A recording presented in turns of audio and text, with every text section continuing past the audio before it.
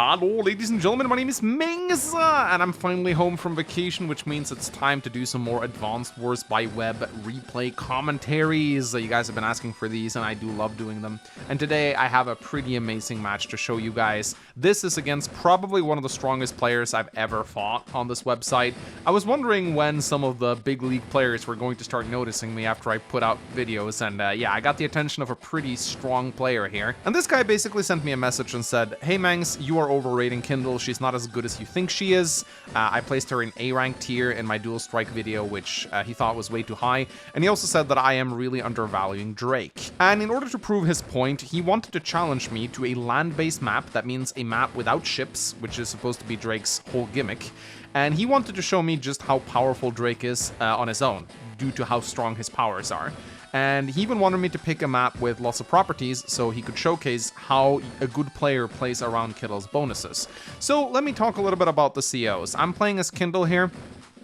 She gets a 40% firepower bonus on properties, and this includes bases, cities, comm towers, labs. However, it does not include these little empty missile silos right here. They are not treated as properties.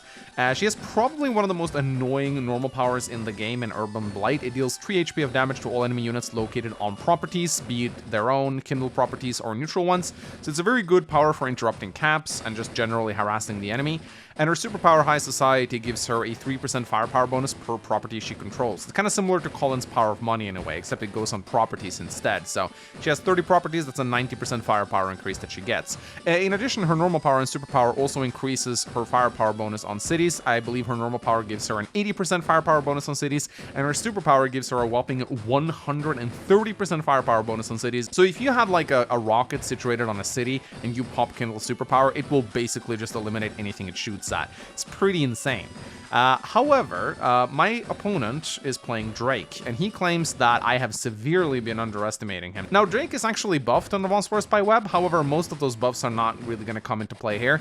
He used to have a plus 10% day-to-day defense on his naval units in Advanced Wars 2. In Advanced Wars by Web, he has a 25% defense bonus. So his naval game is actually a lot stronger on this website. He also gets the plus 1 day-to-day movement, and he still ignores rain, the movement penalty of rain, that is, not the line of sight penalty.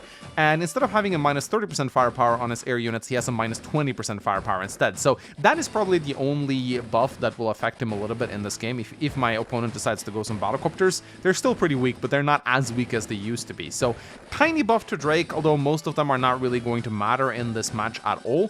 For all intents and purposes, Drake has no day-to-day abilities when he plays on a land map. Again, the only difference, as I said, is that his air units are a little bit stronger than in Advanced Wars 2, but honestly guys, this isn't really going to impact this match that much. However, what makes Drake so strong is not his normal power Tsunami. That is mostly just annoying. Deals 1 damage to all of the enemies, drain half their fuel. That's about it.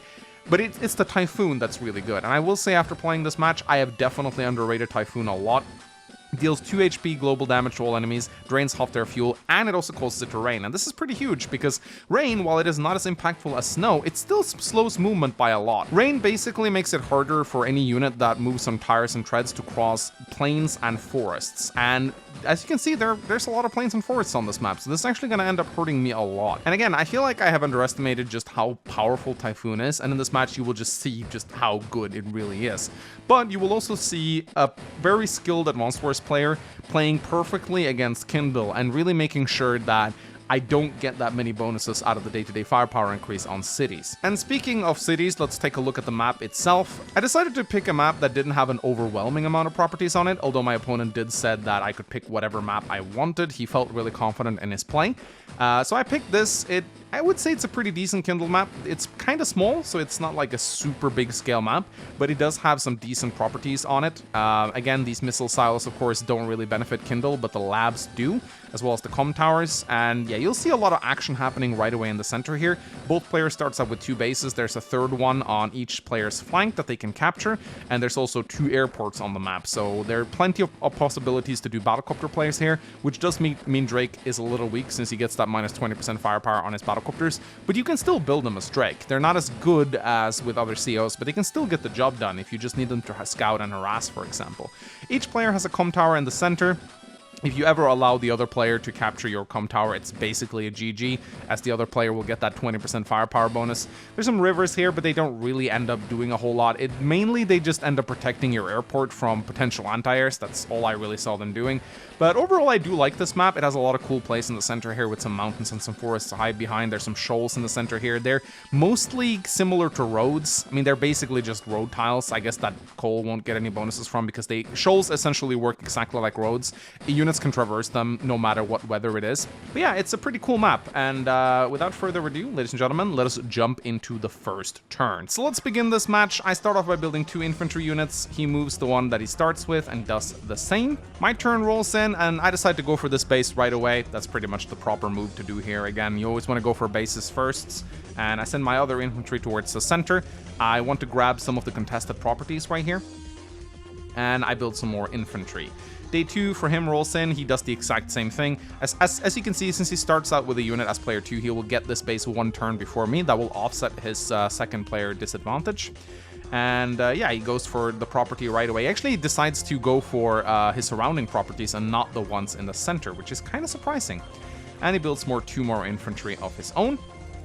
My turn rolls in, I immediately go for this contested property right here. These 2 properties are basically contested. They're in the dead center of both players. These are the 2 properties that we will be fighting over, so I decide to go for them really quickly. One thing I do like about Kindle is the fact that once her infantry is on a city and capturing it, it becomes extremely hard to interrupt it with other infantry, since those infantry will fire back with a 40% bonus. That's basically sensei level infantry right there. Makes it really hard to interrupt her caps. That's one of the reasons why I put her so high on the tier list, because the capping game is extremely important, and her having those insane infantry with 40% extra firepower just makes it extremely hard for you to interrupt her caps. Of course, he doesn't really have any units nearby, so this doesn't really end up mattering here. But I decide to go for this property right here when I try to get some early game econ.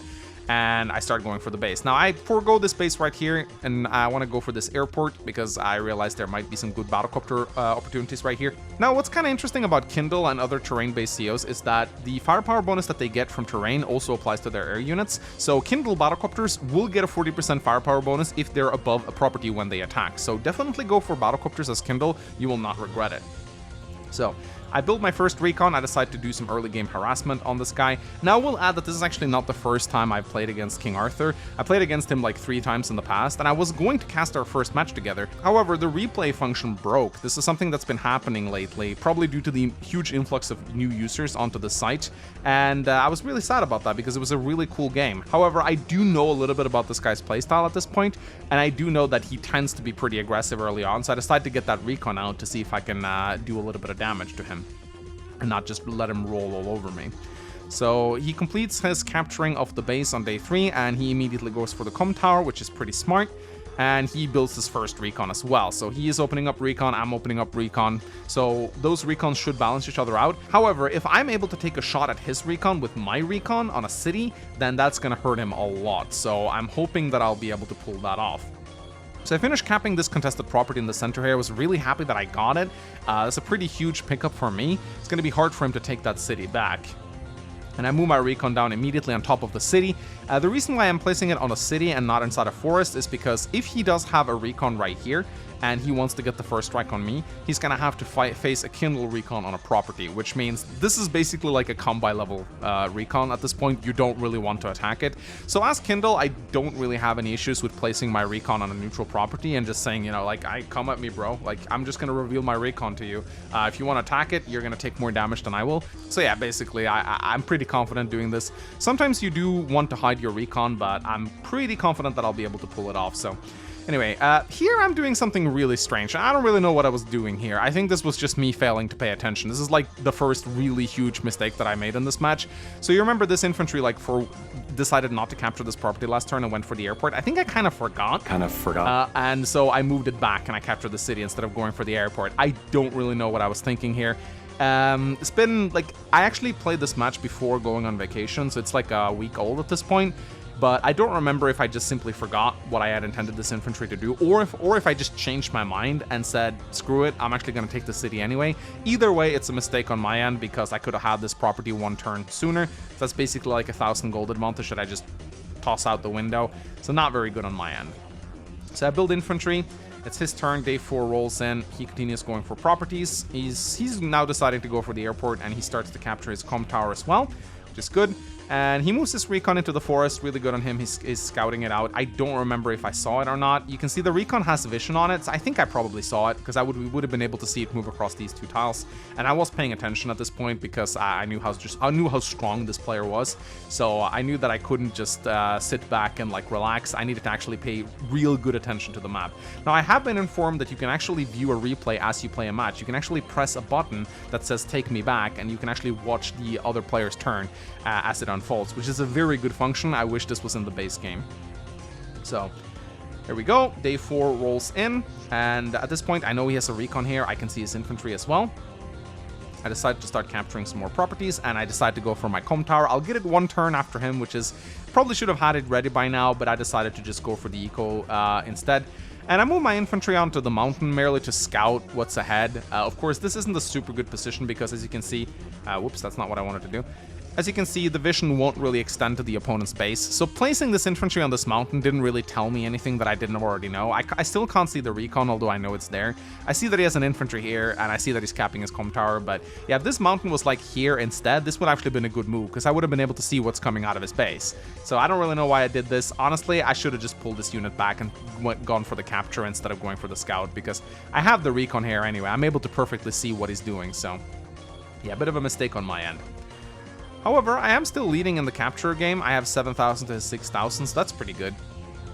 Although he is capturing a property on this turn. So he finishes capturing his comm tower. And yeah, once again, he takes a shot at my infantry with his recon. Even though he sees... I don't really know what happened to my recon there. Let me just go back there. Did I actually move it? So yeah, anyway, as you can see right here, the recon just teleported, but what actually happened, and I do remember this very well, was that it actually got it trapped. It's just that the replay function didn't register it.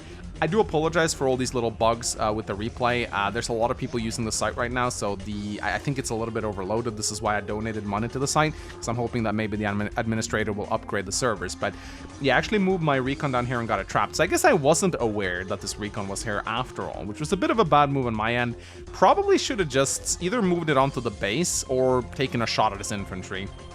So also I think, yeah, here we go. So he moves and he takes a shot at my infantry. So again, moving this infantry onto this mountain right here didn't really give me anything. I'm not able to see his base. I don't really see anything that I didn't know from before. So, and I could have had this infantry ready to interrupt this cap right now. So again, that's a pretty big mistake on my end. And in these matches against very skilled opponents, small mistakes will cost you pretty heftily. So here he gets out his first tank. This is a pretty appropriate response to an early game recon. My recon is essentially useless right now. Alright, so day 6 rolls in, and I continue to cap the properties around my vicinity. And I move out for these western properties as well. You can see I'm leading a little bit in the capture game right here. I think this is a bug. I think this is supposed to say 8,000, but I think that's just a UI that needs to be refreshed. And I move my recon around and I take a shot at his infantry because I just saw that he built an infantry here. I'm fully expecting him to have a tank on this base. However, I know that that tank will not be able to reach me if I do this. And I saw an infantry here, so I know there's no tank here. So I know that this is a pretty safe move. Just want to take a shot at him. So now I kind of even out the odds here. You know, we both have taken about 5 HP of damage to both our infantry. So now we're kind of even again. And I move my infantry back just to get healed on this property. If he wants to actually attack this infantry with his recon, I will be able to pull my infantry away and then move my recon onto the property to attack his recon, and that will hurt a lot for him. So I think my infantry is pretty safe here. He'll probably attack it from here with his infantry, but that will allow me to attack him with my recon, although he does have a tank right now. So I don't know if this was a fantastic move on my end, but I built a tank of my own. This tank is able to reach the city on the first turn after it's built, so this tank can do a lot of damage if he decides to actually move his recon up. And a Kindle tank on a city, that's not something you want to go up with, even with a tank of your own. So I continue building infantry, and I think I build a mech on this base right here. His turn rolls in, and he decides to go for some of the western properties, which is really good. He continues capping over on the right-hand side, and here he actually takes a shot at my recon, but he doesn't do it from the location that I thought he would. He actually takes an engagement from the lab. So again, this is a good play by him. He's out of range of my tank. He probably knows I have a tank at this point, so I'm not really able to punish this. And again, this guy just played really well throughout this entire match. He's a really strong player. And here he decides to build his first artillery. Artillery really strong on this map. You'll see some really good artillery play here. There's a lot of good positions to hide them. This forest right here. For Kindle, getting an artillery like either on your com tower or on this slab or on this property is absolutely insane, because it's basically an artillery with a 40% firepower increase, which hurts like hell. So that's really good. You can get a lot of value out of an artillery here on this map. So I decided to continue capping. We're 10,000 to 10,000 right now, so we're very equal in the capping game. So that's good. However, he does have a lot more value than me right now. 28,000 to my 22,000. So that's pretty bad on my end. He's taken a lot of damage to my recon. That's probably why he has a value lead. So I'm going to try to make up for that somehow. So I move my tank down. I'm pretty confident placing my tank on this property right here. As long as this tank is on this property, there's only 2 units that can really do damage to it. The first one is a medium tank. Actually 3. A battlecopter, a medium tank, or an artillery. I guess a rocket as well. But so as long as he only has tanks, as long as my tank is on a city, it is completely safe. No sane player, except for maybe like a max player or a Jess player with their powers up, would take an engagement against a Kindle tank on a property. That's a tank with 30% extra defense and 40% extra firepower. Like, that's gonna hurt you more than you will hurt the tank. So this tank will be completely safe on this property. So I decided to go for the airport, and I keep capping a lot of properties. I pull my recon back to get healed. I knew he had a tank around here, and I needed to pull my recon out of range of his tank. And I also kind of wanted to get it back up to 7 HP. So while I normally don't advocate for pulling units back to heal, I think that in this situation, it's not like the recon would have been able to do a lot. He would have been able to spawn, if I tried to like hide into this forests or try to place it somewhere sneaky, he would have been able to see it. So I thought, you know, might as well just pull my recon back a little bit, get it healed up so it might be able to fight some infantry in the future. And here I decided to build an artillery. I really want to set an artillery either on this com tower right here, or in this lab, or on this city right here. If I can get an artillery into position on either of those properties, that's going to be insanely good. And then I build some more infantry. He decides to keep capping. He's actually leading in the capture game right now, which is incredibly bad for me. It's 13,000 to my 10,000, so yeah, he's just playing really well. And he takes up my infantry on the mountain, completely eliminating my scouting advantage. So again, he's playing incredibly solidly here. And here, instead of capping, he actually decides to take a shot at me, this is really good on him as well. You know, sometimes instead of capping a city, it's better to take a shot at an infantry from a city, because that infantry is going to try and interrupt your cap next turn anyway. So you might as well get the initiative and actually shoot on them, because no matter what happens, they're going to delay your capture anyway. So you might as well get the first shot. So again, he moves this. He's very sneaky with his artillery right here. He could have moved it onto the com tower.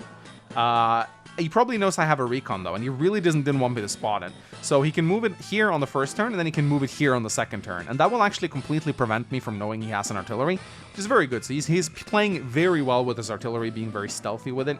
And because I pulled my recon back, I didn't see him moving it from his base.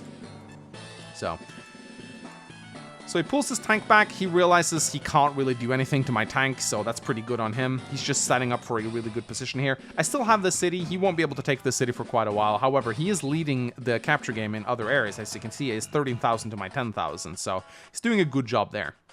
So I move my artillery in, I put it on the com tower. I figure, you know, this com tower, while it won't resupply it, it will give it a 40% firepower bonus, and I'll be able to interrupt this cap next turn. So I continue capping properties. I take both the airports. So now I'm up to 14,000 to his 13,000. And here I take my first really good Kindle engagement. I'm going to view that one again. So here the labs are really strong because, again, just look at this. Look at the insane firepower that she gets. Boom. Just one-shotting a 1 HP infantry. It's so strong. Like, this center is really strong for Kindle. There's a lot of good engagements for her to take on here. And I decide to move my recon left now to see if I can scout something out here. And I move my mech down. There's a lot of really good mech plays you can do on this map. There's a lot of really good mountain positions for them. And also, again, if you can get Kindle mechs onto a property, I mean, they hit so incredibly hard. 40% extra firepower, that's almost criminal. So, and I decide to take a shot at his infantry with my infantry. I really don't want to let him cap this, although, come to think of it, I already have an artillery in place, so I could have probably moved my infantry elsewhere and just relied on this artillery to interrupt the cap, but yeah, I decided I want to take a shot at him, because I imagine he's going to join cap next turn. I build out another tank, because I realize it's going to get messy in the center here, and I just wait on this tank. Maybe, in hindsight, I should have done something more with it. I could have probably... Let's see, 1, 2, 3, 4, 5, 6... Nah, if I had taken a shot at this infantry, he would have been able to take a shot at with his tank, so... I really wanted to do something with this tank right here. I didn't really just want to wait with it, but I couldn't really find any good places to put it. In hindsight, moving the tank onto this property right here would have been really good, but I didn't know if he had a tank here or not. So 1, 2, 3, 4, 5, 6. Yeah, he would have been able to attack me if he had a tank on the southern base. And even though I would have gotten a 40% firepower increase, I still wouldn't have gotten any supplies from the city because it's his city. But it probably wouldn't have been a terrible move to just place my tank right here and just place something else here. I don't know. Anyway, day 8 rolls in. And he continues to cap. He's doing really well in the capture game. Like, props to him. He's staying ahead of me. And here he moves in with his first tank. And at this point, I was like, all right, really cool. So he's gonna give me a shot from a lab. However, he's doing a really good job of just denying me the lab. You see that? And this is probably what he meant when he said that a skilled player can play around Kindle's bonuses. What you have to do, you have to prevent her from being able to take engagements from properties. And you do this by blocking the properties with your own units or simply just avoiding them. Basically, you gotta play a game that is properties are lava. Except that you also want to step on the lava if it's your lava, if that makes sense. Anyway, so yeah, you can see how he's just denying me the ability to take effective engagements from cities right here, which is something you kind of want to do anyway, because, I mean, you never want to give your opponent the ability to shoot you from a property.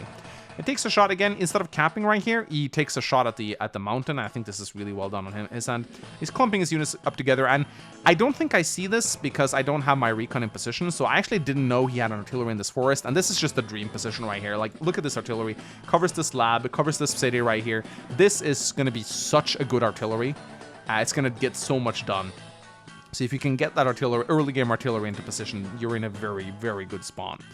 So he continues moving his infantry forward, using the mountains for scouting, and he builds another tank and a second artillery. So he's really gonna play the artillery mid game here. Day 8 rolls in, and I decide to take a shot at his infantry with my tank, just because it's the best engagement I can see right here. And here we go. Artillery versus infantry on a city. 9 HP damage. That is the Kindle artillery on a property right here. It's a little bit sad that the comm tower doesn't resupply our HP or ammunition, so at some point I will have to move it away from there. The best position to move this artillery on would probably be this city, if I can clear the area around it. There's a lab here, but it doesn't resupply either. But right now I'm pretty happy with the positioning of this artillery as I have it. And I just decide to take this infantry down to deny him the possibility of using that 1 HP infantry to be annoying later on, and simply because I want to see what he has, and I see that he has 2 tanks, so I know I have to up my tank game, which is exactly what I do. I move my second tank onto this lab. Of course, at this point, I don't know that he has an artillery here, so that's my mistake, but I couldn't possibly have known because he was playing very stealthily with it. So I continue moving forward, and I take a shot at his infantry with my recon. It does a lot of damage. The recon isn't at full health, but it gets that juicy 40% firepower from the property, which is really nice. And yeah, I decide to just move ahead with my units, and I decide to go for a capture on this lab. You don't really need to capture labs. Since there's no HQs on this map, if a player is able to control every single lab on the map, then he will win. However, there are like 3 labs, I think, on each side. There's like 1, 2... Actually, there's 2 labs on each side. 1, 2... Yeah, there's 4 labs in total. So in order to win, you have to control every single lab on the map. That's basically how they work in Advanced Wars by Web, but only when there's no HQ present. And you can see that there's no HQ present. So capping the lab, yeah, sure, it might scare your opponent a little bit. If he loses this lab as well, he will actually lose the game. But it's not going to give you any income, and the lab doesn't resupply you, so it's kind of worthless in that regard, although you do get a little bit of vision on it once you capture it, and that can be kind of nice. But yeah, I just continue to go for the other properties right here. And again, we're even now in terms of income, 15,000 to 15,000. And I just built 2 tanks here because I realized it's going to be a lot of battle taking place in the center right now, and I need the firepower, so probably in hindsight should have gone for another artillery like he did, but I decided to be a little bit more aggressive. And here comes the first shot. This is where I go, oh crap, he has an artillery in the woods. That's going to make things very, very hard for me. So already he's taken a lot of good engagements against me. You can see the value difference. He hasn't built units yet. We're tied, so that means at the end of this, he'll have a 16,000 value lead. So already you can see all the little mistakes that I made over the course of the match have started to add up. And now you can see that he's really pushing his advantage in terms of just having a good lead against me. So he takes a shot at my mech, and here he moves in and actually takes a shot at my mech with his tank. So really well played by him. He realized that that was a mech that was alone in the mountains, and he would have done a lot of damage if he'd got the first strike. So he goes in with an infantry, takes a shot, and then finishes, or nearly finishes it off with the tank. Again, whenever you can take an engagement against a mech with an infantry, that is like really good value, because they have roughly the same firepower. Mechs have a little bit more firepower, but mechs are worth triple of what infantry are. So whenever you see a mech and you can shoot at it with an infantry, always do that. That is how you go to Value Town. So he moves in his recon, and now he's pushing a lot on the right-hand flank right here, which kind of, it really took me by surprise that he went so hard on the flank right here. But I guess he's just really confident in his artillery play here. And as you can see, he's doing a great job shielding his artillery with his infantry. Of course, now I see that he has... Actually, I don't actually see his second artillery either. And he builds a third artillery. And like, at this point, I don't know yet, but I realize this guy is going to be incredibly hard to take out of the center, because he's just going to really play... he's just going to push his artillery forward. However, he will actually end up making a pretty big mistake, which you will see later on. So here, he actually takes a shot at my recon with his infantry. I was surprised to see this, but I mean, it took 2 HP off the recon, so, and he lost 3 HP on his infantry, so I guess it was a good trade for him value-wise, so really good on him. And he pulls back a little bit right here. Now, it's my turn, and I decide to go for this cap right here, and already this is going to be very hard for him to interrupt. Like, any shots that he takes against this infantry is going to hurt his infantry so badly. So again, this is another situation where Kindle's day-to-day bonus is really strong. I start going for this capture right here, realizing that it's going to give me a little bit of an advantage. He still has an income lead on me, though. And here, I decide to go to the right-hand flank. I'm like, okay, if you're gonna like abandon the center and put artillery there, I'm just gonna go to the right flank as well. So I'm just taking a lot of shots against him. I'm moving my artillery forward in very brazen manner right here. I realize he's gonna see it, but I don't really care. Even if he takes a shot at it with a tank, I'm confident that it's gonna get repaired up. And just having this artillery here, I mean, this is an insane value artillery right here. It covers a lot of important ground, and it fires incredibly hard. So I move in, I start capping his city here. I wasn't really aware how much of a presence he had at this point, and he also has an anti-air here, which is very good on him. This anti-air, even if I don't build a battlecopter, is still going to be incredibly good at warding off any infantry in the region, and it's also going to hard counter the recon, so really good on him. I take another shot at him with the recon, and I shield my artillery with my infantry, but I don't shield it completely, I think. 1, 2, 3, 4, 5, 6. 1, 2, 3, 4, 5. I actually do it. If he's able to take down the infantry, though, he can take my artillery, but it's on a city, so it's going to get repaired. And this is one example of repairs actually being pretty good. When you can get them on the front line, guys, repairs are actually pretty good. And here, I was really mad about this. I had a 1 HP mech against the 1 HP infantry, and I was like, come on, let's go. Let's get a good luck roll. I was really mad about this. But hey, sometimes you lose some, sometimes you win some. That's how it is. And I move both my tanks in here. And yeah, I just continue pressing the right flank. I realize that if I can take some of these properties, that's going to be really good for me. I do have an income lead over him right now because I have this property. But as you can see, he's in a very good position to take it back now, because he has 3 freaking artillery in the center. Really, this guy had really like good artillery plays. Although, as I said, he will actually end up making a pretty crucial mistake later on. So here you can see he's trying to interrupt my cap. Look at that. Look at that. He took as much damage as he dealt. And that was a bad luck roll on me, I think. I think normally a Kindle infantry with 6 HP would probably bring this infantry to 5. But I think he got a good luck roll, and I think I got a bad luck roll on this one. So yeah, he has to use 2 infantry. Doesn't end up taking a lot of damage on the second one. But yeah, once again, just look how much I'm hurting him here. It's insane. Like any other unit or any other CO would not have taken this amount of damage on his infantry, which is pretty nice to see. So he continues to cap, interrupts my cap, good on him, and here he comes in, and he's being very aggressive right now, doing a lot of damage to my artillery. So, however, he's pulling his tank back, and he's moving his other tank in as well. So, again, really good engagement on his end. Again, this is pretty devastating. As you can see, he's just doing a really good job just driving me out of the area. Like, again, this guy's moves were so solid throughout this entire match. But here comes the very, very, very risky move on his end. Look at what he does with his artillery. He takes a shot at my infantry over here, and he moves in as well, playing really aggressively here. But look at this. He's placing 3 artillery on the roads, or 1 of them on an empty missile silo and 2 of them on the road. And I'm just looking at this going, whoa, okay, this guy is ballsy. But as you can see, he has a pretty huge income or value lead over me right now, so he is playing really well. However, ladies and gentlemen, he builds 2 more tanks, and here it comes. Urban Blight. Now, I want to see how much damage this dealt in terms of pure value. I don't really think it ended up doing a lot. So yes, I don't think it updates in real time, but just let's pay attention to his value right now. So I have 50,000, he has 69,000. Nice. I pop Urban Blight. Didn't really end up doing a whole lot. Again, I don't think it updates on the fog, but it would have dealt damage to these units. I'm pretty sure we'll see it on his turn. So in terms of Urban Blights, I would say this is a pretty decent one. It's not super good, but it's all right. However, I will get that 80% firepower bonus now on any engagements that I take on properties. So boom, this infantry is dead. I move back with this one just to get a little bit of scouting information. I move my recon in. Look at this. Bam, one shot. That's a recon with an 80% firepower increase. That is pretty damn strong. And here I realized that there's actually a gap in his defenses, so I go in hard for his artillery here. And again, this artillery is going to do so much damage now. It's insane. It almost does double damage. And yeah, I just move in super hard in his artillery. He played really recklessly here. I'm so sad that Kindle doesn't get our firepower bonus on these empty missile silos, or else this would definitely have been a dead artillery. So I move in. I hope for a good luck roll. I get it. I do 2 HP of damage to the artillery. Pretty happy about that one. And I do a join cap. Always join cap, guys, when you're going for important contested territories. Cap and then join your infantry together. That's how you want to do it. So I move in with my other tanks as well. And I take a little bit of a shot at his infantry here. Just to get rid of it. And I get another shot at his artillery. So I actually wipe out 2 of his artillery units this turn.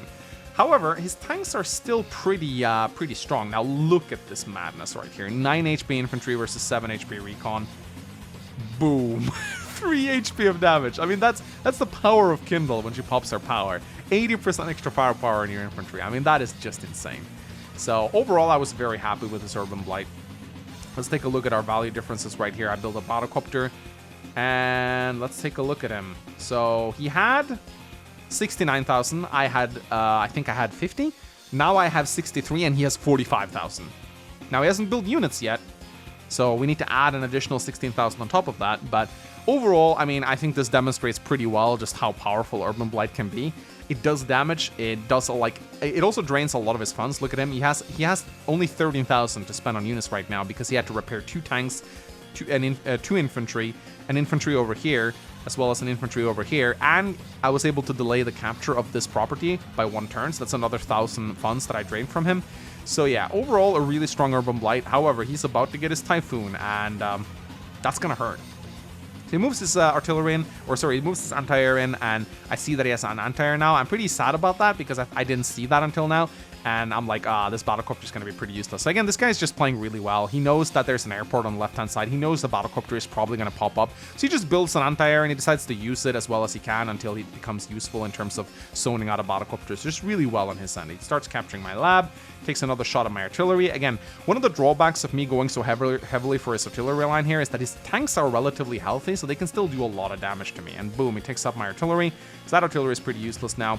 Takes a good shot on my tank. I would have taken a shot at this tank instead of this tank, because this tank has 3 defense, this tank is on the road. So I'm kind of surprised that he didn't shoot on this tank instead. He would have ended up doing more damage to it. But I think he wanted to kill this tank. So, however, he wasn't able to do that. He decides to go for the good luck roll here. He should maybe have been able to kill this tank, however, he rolled low, and as a result, he wasn't able to kill this tank. So, he builds another tank, and he moves in. I think that, yeah, sorry, the replay is being a bit glitchy right now. It should fix itself on the next turn. We weren't able to see all of the engagements because I went back, but yeah, here you see. I do believe it's updated now. So day 12 rolls in. I know the Typhoon is going to happen next. Look at our value difference. It's pretty equal right now, and that's not a good position to be in against Drake. I have 51,000 to his 53,000, and once he pops that Typhoon next turn, that's going to be 20% of my value just gone. So, of course, I don't know that at this point. I feel pretty good at this point during the game, but looking at our value right now, I do have a slight income lead over him, but again, you don't want to be tied with a CO that deals global map damage, because the longer the match goes on, the more that power is going to start hurting you over and over and over again. And if you're in a tie against Drake, you will not be in a good position. So yeah, I've completely undervalued this guy. And you'll see that there's so much more to Typhoon than just dealing damage. It is also incredibly annoying movement-wise. So yeah, I move in my Battlecopter. At this point, I know the anti-air is here, so I feel confident doing this. I'm just going to take a shot at the infantry and then pull it back as soon as his artillery comes close. And of course, I want to start taking out his cities. I get a good shot with the recon down here in the east, taking out his recon. Get my tank trapped, but it's a 1 HP tank, so I don't really care here. I want to take out some more of his recons, or sorry, more of his artillery. I move this recon onto the left, get a really good shot on his infantry. I was very happy about that. And there goes another artillery. Boom! Goodbye, artillery. That's the last he has. So this is what I say. He did a pretty bad move, moving his artillery so recklessly ahead. But it did also bait me into getting very aggressive. So maybe it wasn't such a bad move after all. His tanks are still in good shape, so... Anyway, I take a very good shot at his tank with my tank right here. So I was very happy about this turn. I go for the good luck roll on the infantry. I take down the tank. And I take down another infantry. So I'm pushing pretty hard into his base right now. And I'm feeling pretty good about this. And I go for the lab. Again, there is, 1, 2, 3. There are 4 labs, I'm pretty sure. No, there's actually 6 labs, I think. There is... No, wait. How many labs are on this map? Can I actually see how many labs there are on this map? Stats, maybe? I'm actually not sure. I'm having a little bit of a hard time seeing because of all the units blocking them. Anyway, it doesn't matter. So I don't want to let him take the lab, even though it doesn't give me any income. I'd rather not just concede a building. I actually still don't know if the building is treated as a property in terms of capture victory. I think it might be. I don't think I mentioned this at the start of the match, but there is a 25-day limit to this match. So whoever has the most properties after day 25 will win. This is usually how I like to play my matches. If you don't set a time limit, matches tend to drag out for way too long because people have a habit of not surrendering once they start losing, and that just really wastes a lot of time. So so far though, I'm in a really good position. 19,000 to his 16,000 income. So at this point, I'm doing really well. So I build another Battlecopter on the side because I expect him maybe not to build a second anti-air. So we'll see how this goes. So yeah, anyway, let's just take a look at value right now. Let's just remember these numbers. So on day 12, I have a total value of 69,100. He has a total value of 41,500. So he's behind quite a bit, although we do need to add that 16,000 because he hasn't built units yet. But here comes the Typhoon, ladies and gentlemen. Boom, look at that. Look at that. From 69 to 53,000. Boom, 20% of my value just drained away like that, and there's nothing I can do about it. Now, the fuel drain, while it is annoying, isn't very consequential on this map. It's not really something that's going to end up hurting me. However, what is going to hurt me is the fact that the plain and the wood tiles are now extremely difficult for my tanks to traverse. Because now I have to pay, I think I have to pay 4 movement to move my treads, or tires over forests, and I have to pay 2 movement to move my treads across plains. And that is just going to slow down my push a lot. My tanks will not have the mobility that I want them to have. The minus vision is also really annoying, even though it also affects Drake. It is something you really don't want to deal with at this stage, because I am pushing into his base, and this reduced line of sight is actually really going to hurt me. So yeah, again, really, really strong power. So yeah, he's just doing a really good job here, just interrupting caps left, right, and center.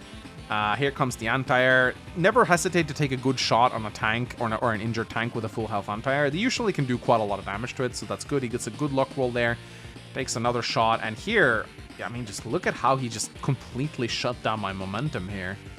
I mean, it's crazy. It's absolutely crazy. He joins his 2 infantry together, which was a pretty weird move, but I guess he wanted to have a healthy infantry for capping purposes. So yeah, it's my turn now. For some weird reason, the weather went back to sunny, but then it fixed itself. And look at this, 46,000 to 58,000.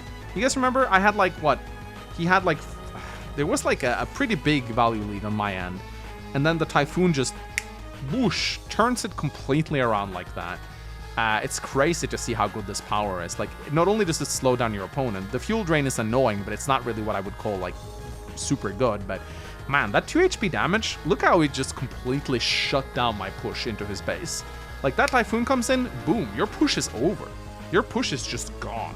And again, I think I have to move Drake up to at least B tier. I think, honestly, I think this matchup is pretty balanced looking at it right now.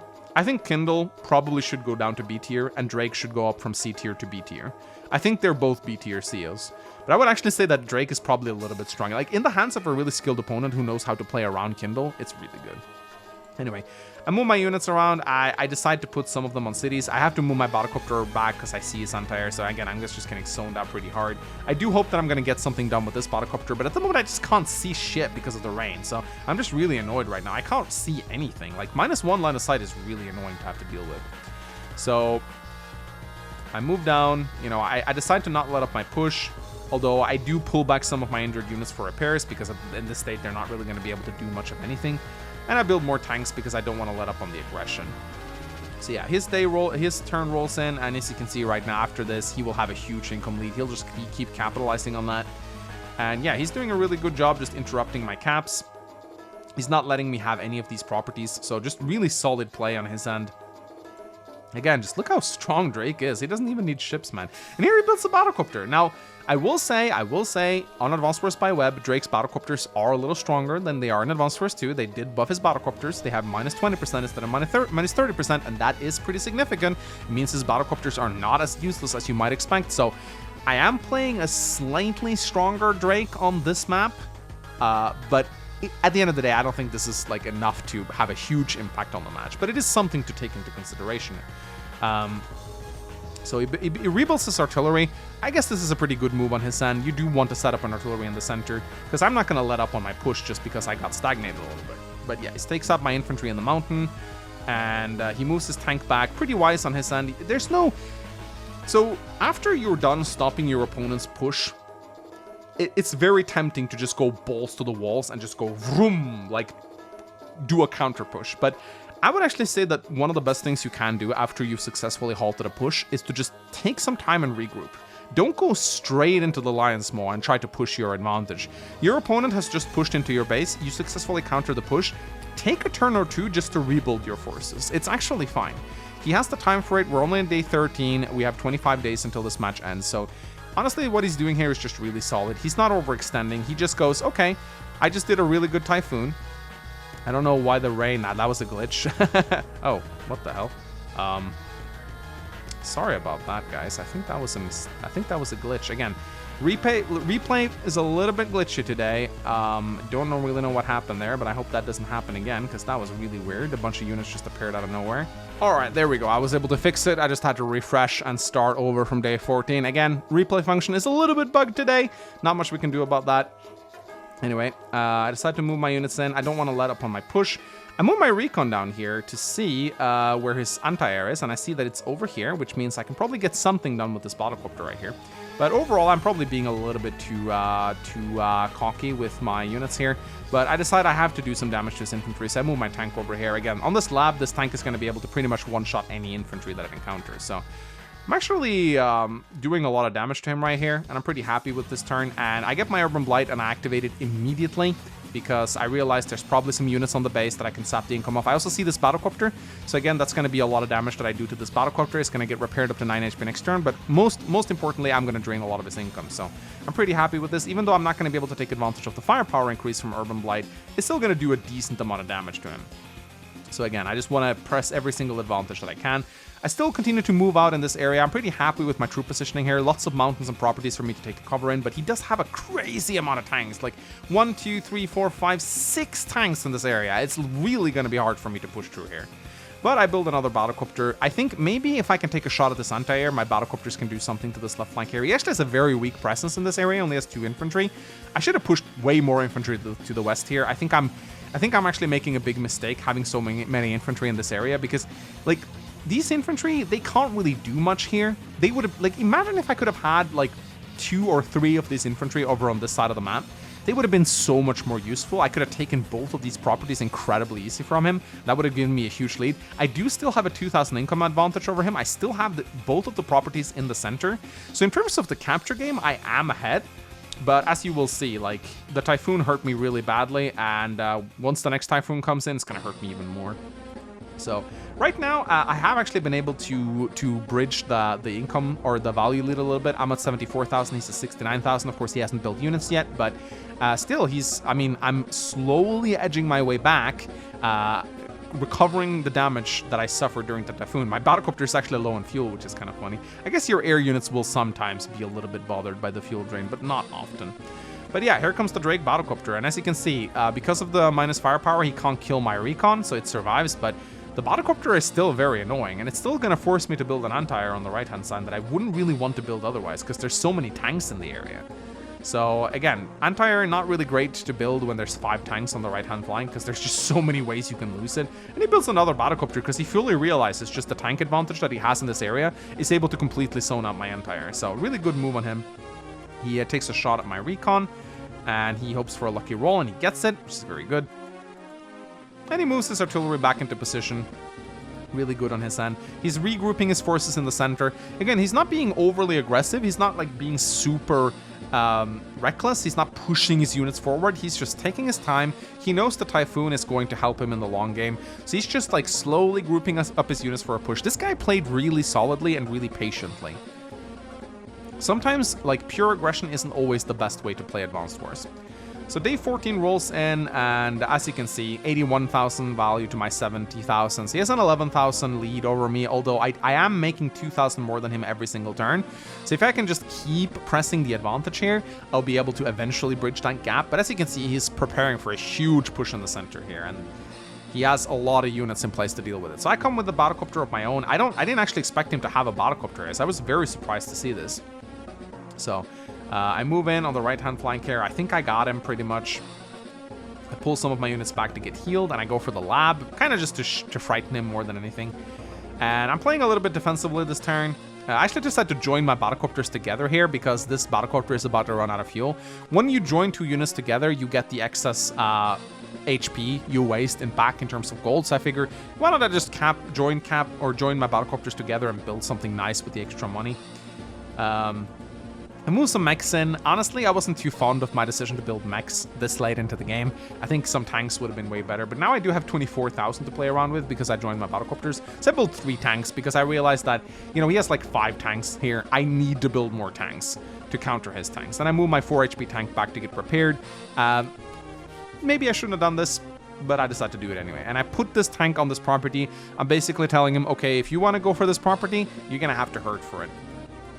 So I'm fully expecting him to start pushing into the center right here.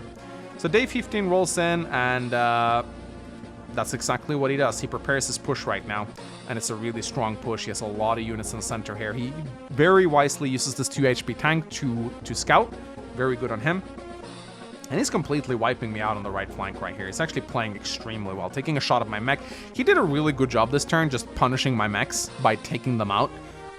So my mechs weren't really able to do shit on this map. And again, doing a really good job with this Battlecopter, just using it to scout really well on him. And here it comes in with the second Battlecopter. And look, it doesn't matter that it's a Drake Battlecopter. A Battlecopter versus a Battlecopter is still going to win if it hits first. So again, don't hesitate to build Battlecopters as Drake. They're actually pretty good. I mean, of course, the 20% reduction in firepower sucks, but if you can take your opponent off guard, then that's already going to be really good. So again, moves his artillery back into its spot. Again, this 4 is such a good spot for this artillery right here. He was probably right in his decision to build an artillery this late. Normally, I don't like building indirect super late, but in this situation, I do believe it's pretty good. So yeah, once again, you can see he's just playing very methodically. He knows he has time. He knows he has 10 days after this, so he's in no hurry to move forward. He's just building up the death ball, preparing his monster push. Again, just a really solid Drake player. He's playing patiently. He's playing incredibly well here. So at this point, I'm just so mad I don't have more for presence here. I should have continually sent units to the left here. Look at how little presence he has here. 2 measly infantry and a tank. I could have so easily used this Battlecopter to just take out these 2 infantry and just... This is probably the biggest mistake I did this match. I needed to build more infantry and send more of them to the wests. If I had built a transport... This is something I'm realizing right now. You know, if I had a transport copter here, a couple turns back, I could have ferried so many troops over to the left here and just taken these 2 cities from him. I'm really mad that I didn't do this because I do actually believe it would have been really good. I take a shot. I didn't realize he had an artillery here, although I probably should have known. I'm being very aggressive right here. I'm pushing, even though he has a bigger presence than me in the center. I don't see most of his units, so I think I'm in a pretty good spot here. Take a shot at his tank. I'm moving a tank of my own. I'm taking a shot at his tank with my infantry because why not? And yeah, I don't realize how big his push is at this point, so I'm actually casually just moving my troops into the center. I'm still afraid that he has an anti-air in the vicinity, so I'm being really cautious with this Battlecopter right here. Again, he didn't actually have an anti-air, so I could have just moved it in, but I couldn't have known that at the time. Build another battlecopter, and I have to build an anti-air now because he's spamming battlecopters out of his airport, and I have to do something now. So I don't like the fact that I have to build an anti-air, considering he has so many tanks in the area, but I don't really have a choice at this point. So it's his turn, and here he will begin his push of doom.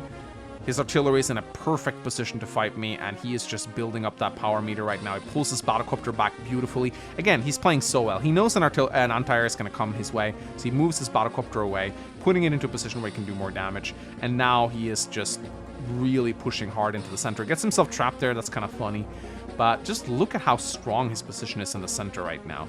He just has the perfect pushing force. It's incredible to watch how well this guy moves. And now he starts capping the properties in the center. He knows he has to start capping at some point, but he still has plenty of time. Day 17 rolls in, and here you can see I have a value of 75,000. He has a value of 88,000. He's still quite ahead by quite a lot, but in comes the Urban Blight. Boom. Let's see what his value is at the end of his turn. And here I get a really good shot. Look at that. I'm going to view that one again. Look at this tank moving in right here. Bam. One-shotting his tank. That is the power of a Kindle tank with Urban Blights. I was really happy about that, but as you can see, and I get yet another really good engagement right here off of properties. I was really happy about this. Boom. 2 tanks just deleted.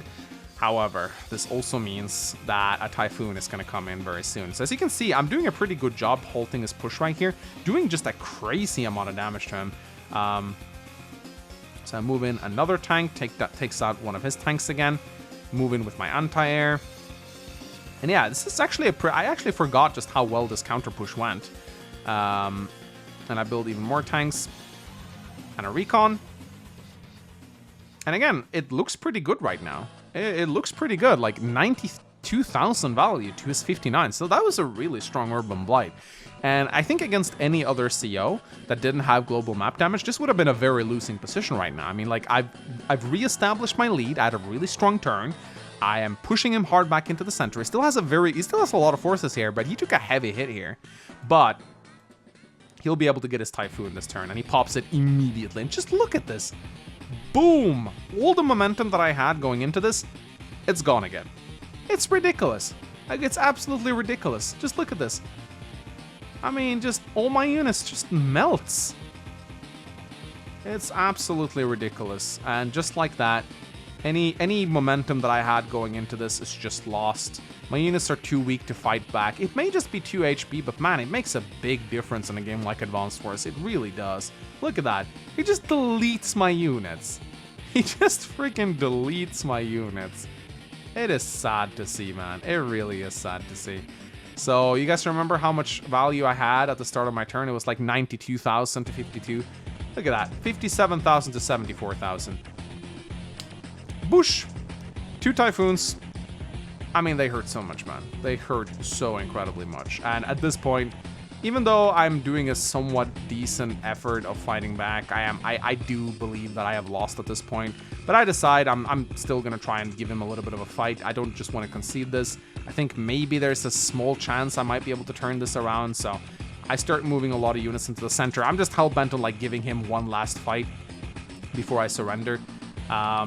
And you can see right here, I actually did manage to bridge the value lead at the end of the turn. Of course, he hasn't built units yet, so he'll be able to have... He has more value than me at the end of this turn, but pretty much he hasn't even taken his move. So yeah, looking at this was a really bad turn for me. And at this point, I have pretty much lost the match. So I'm basically just gonna fast forward.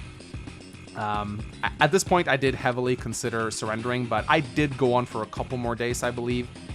I got another Urban Blight, which I was very happy about, but at this point, you can see that his advantage is just too heavy. Kindle's powers aren't really able to swing this match back into her favor, and even though I am moving in pretty heavily, you can see, like, his push is just too strong. I don't have the staying power. My battlecopters gets taken out. His tanks are moving into the center, and even now, he's playing very patiently. He's not overextending by any means. He's just moving forward, gathering momentum. And now we're tied in terms of properties. As you can see, that was a lightning strike outside my apartment. That might... I don't know if you could hear that. Oof, okay. Might have to turn off my computer. Anyway. But yeah, as you can see, there's not much I can do in this situation. He's just continuing to push forward. We're tied in terms of properties right now, and like, could I have held on for 5 more days? Maybe. Maybe I could have gotten a draw out of this. And you can see I am still fighting back pretty hard. But another Typhoon is about to come in here. And once that Typhoon hits, I am just going to be complete toast. I mean, just look at this. He's just slaughtering me. Absolutely insane. I get another Urban Blight, which is kind of cool. But at this point, I don't know that we're actually tied in properties. I actually thought he had the lead over me right now.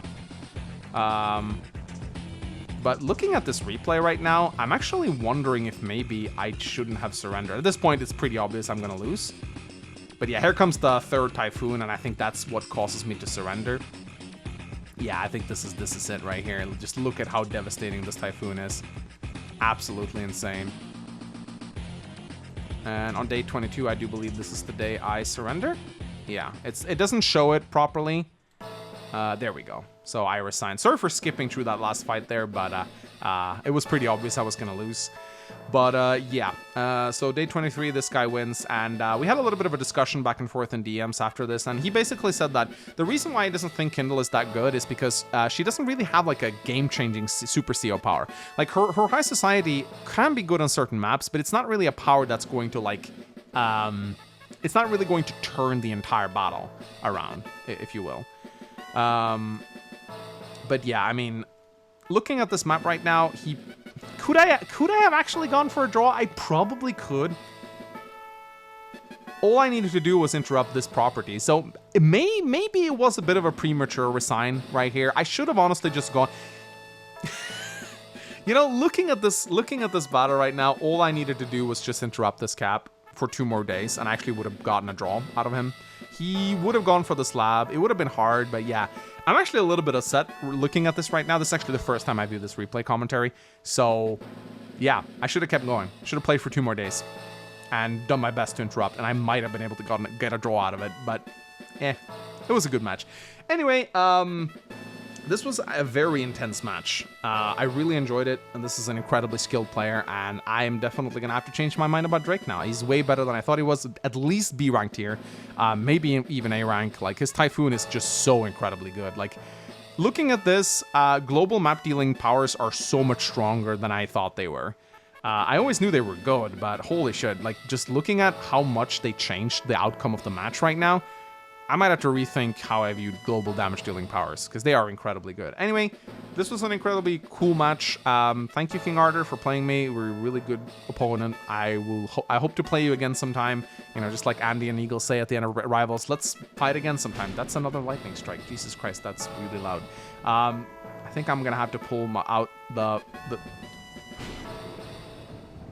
Jeez, I don't know if you can hear it. It's really loud. Anyway, ladies and gentlemen. Thank you so much for watching. Like, comment, subscribe, all that good stuff, and I'll see you guys next time. Bye bye.